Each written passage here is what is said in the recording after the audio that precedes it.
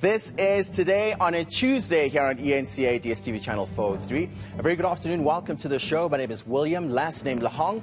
For the third time this month, Diepkloof residents have taken to the streets to demand improved service delivery. In fact, 3 people were arrested on Monday after clashes with police. Now, the SAPS resorted to tear gas and rubber bullets to disperse the protesters. In fact, Heidi Giokos was there monitoring the situation in Diepkloof. She's back in studio and she joins us live right now. Heidi, as you were making your way back, I mean, if you were recapping everything that has transpired, what would you say really on day 2 the situation is like right now in Diepkloof and Soweto? Yes, a lot calmer, William, compared to what we saw yesterday. There were clashes between the police and community members, and this all has to do with basic service delivery and the fact that they do not have running water, they do not have electricity, and they do not have adequate housing.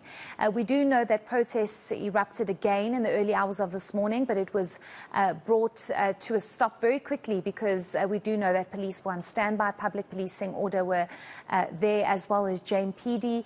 When we arrived this morning just after 7, we did see about 2 police signalas, but the community indicated that they were not going to continue protesting as they wanted to engage with government officials. We do know that the MMC for Public Safety from the city of Johannesburg was there today. He did a walkabout. He was rather shocked to see what people are subjected to every single day. I must say that it was really heartbreaking to see. It's not the first time I'm seeing this. We saw this last week and the week before. People don't have something as basic as a toilet, William. They don't have water. They have taps in and around the Diepkloof hostel where they have to share the taps. It's really just unacceptable and really heartbreaking to think that people have been neglected like this. It's a forgotten community. The MMC says he will report back immediately to the mayor of the city of Johannesburg. We do know he has not been to the area, but let's perhaps listen to what the MMC had to say to us earlier on after engaging with community members. I believe that we have to be talking to our communities. We can't be as leaders and politicians. We're sitting in some aircon conditions. We must come and check what is happening so that we can avert any situation where people are getting shot or they are getting killed on the protest. It was very bad. I went around to find that there are very old houses that were built 3-4 decades ago, and some of them are really in a verge of actually collapsing.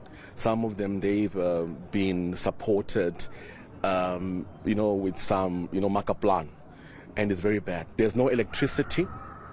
It's very shocking. Since 1992 up until now, this area is a forgotten area.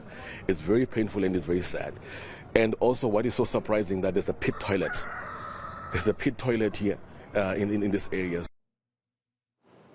I absolutely understand the MMC sentiment in the end there. Obviously, the lady you were speaking to yesterday, Heidi, was saying that she moved into the hostel in 1985. Present day, it's 2023. They are still dealing with the same issues that they were dealing with when she moved in. Yes, exactly, William. And that's why I had asked her, what are your realities like every single day?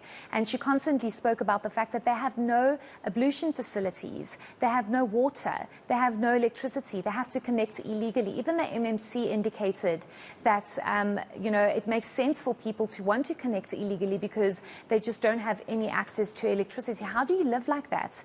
And I've been seeing many reports on social media with people saying, this community just wants free water, electricity and housing, but that's not necessarily the case.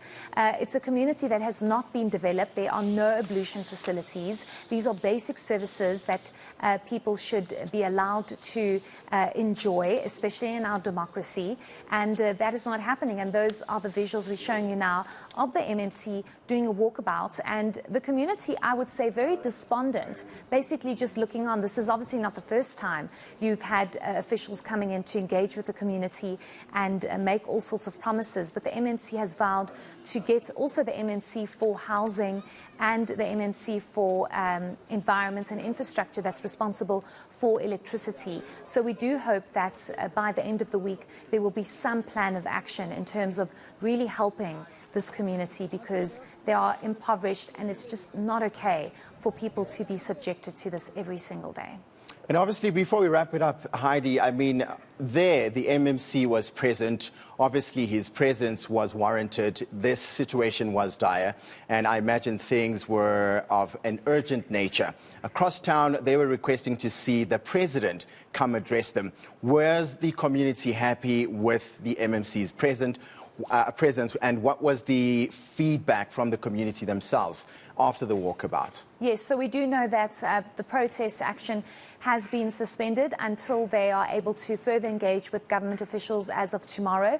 They, of course, welcomed the presence and the visit by the MMC of Public Safety, but he cannot change their lives entirely. It involves all stakeholders, and we do know that there was a meeting that was taking place between other officials with the community leaders, and they were expected to give us some feedback, but we do know things remain calm for now, and possibly tomorrow there might be some movement in terms of whether or not they accept the visit from the MMC and the intervention from other MMCs or the mayor himself, and whether or not they are going to go back to the streets. But they've made it very clear that they will not stop until something is done.